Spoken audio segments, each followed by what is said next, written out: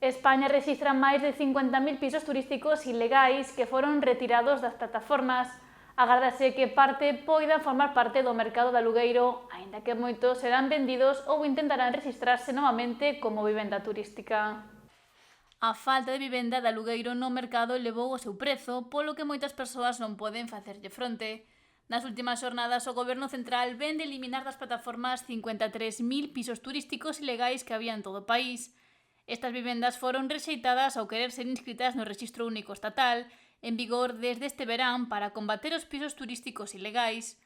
Agora estas vivendas están fora das plataformas e hai esperanzas de que poidan pasar ao mercado do alugueiro anual ou ter que deixar o estacional. Pero non estamos notando ese trasvase de alquiler vacacional para alquiler de todo ano, non? Sino que hai moitos propietarios que o que fan e deciden, bueno, pois van a esperar, regular e ver poñer todo en orden. En outros casos o que están é pasando eses pisos á venta e en moi pouquiños casos pois pasan do alquiler vacacional ao alquiler de todo ano.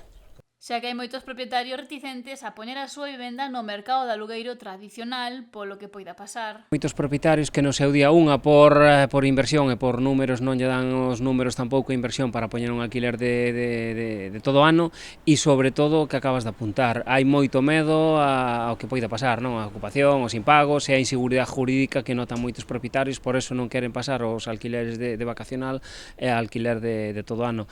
Inda que a intención en principio parece boa, pero ao fin non está dando os resultados que se queren ou que eles queren.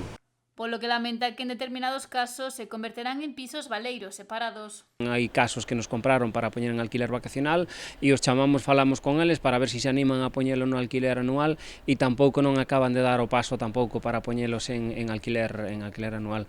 A nós nos gustaría, porque seguimos tendo moitísima demanda, moi pouquiña oferta, si necesitamos moito piso para alquiler anual, pero non estamos vendo ese trasvase que se pretende por parte do Goberno. Alugueiro que está a alcanzar prezos moi elevados, polo que hai veces nas que resulta máis barata a compra.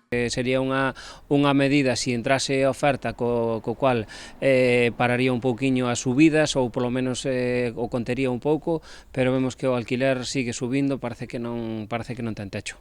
O Estado propón seguros para os propietarios por si se dan casos de impagos ou danos na vivenda, algo que non convence os profesionais do sector. Eso non xa fai moitos anos que leva, non están descubrindo nada novo, sino que xa levan moitos anos traballando con eso, non?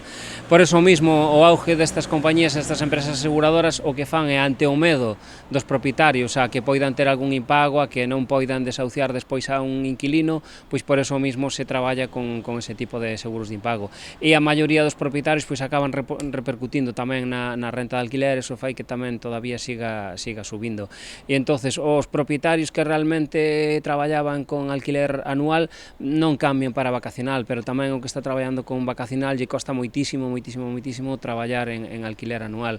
Sobre todo, moito do que traballa en anual é polo medo e pola inseguridade jurídica que teñen e por eso lle costa moito levalo ao alquiler anual. E apunta que a solución iría máis encamiñada a que o Goberno Central dote de seguridade xurídica aos propietarios. Garantía jurídica aos propietarios, eso sería a forma de poñer máis oferta no mercado de alquiler e conter os precios ou que incluso baixaran.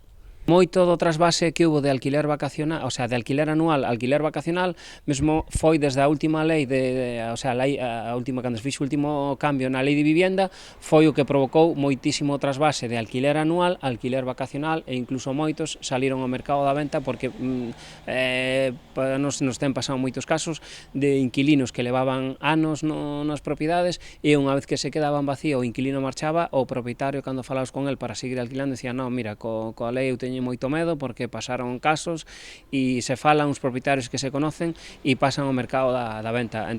Afirma que isto se recolle nas estatísticas e tamén o ven os profesionais no seu día a día.